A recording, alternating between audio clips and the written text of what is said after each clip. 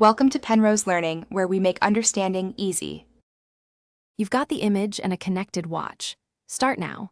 Open your phone's companion app and the watch file view. Choose the image you want, then crop roughly to the watch aspect ratio so details aren't lost.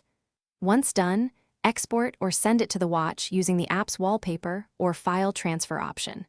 Make sure to name the file clearly and pick a simple background if you plan to add noise later, because texture overlays need headroom to show.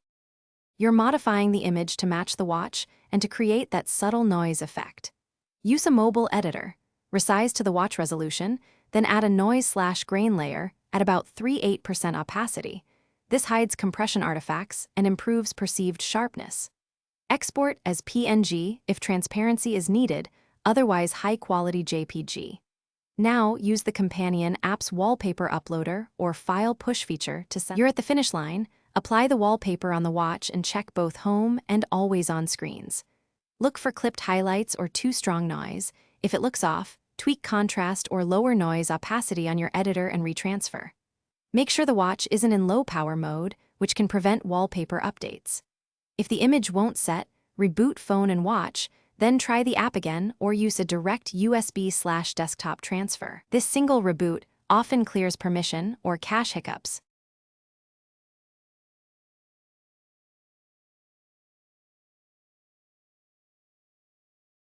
Thanks for watching. If this was helpful, leave a like and consider subscribing. See you next time.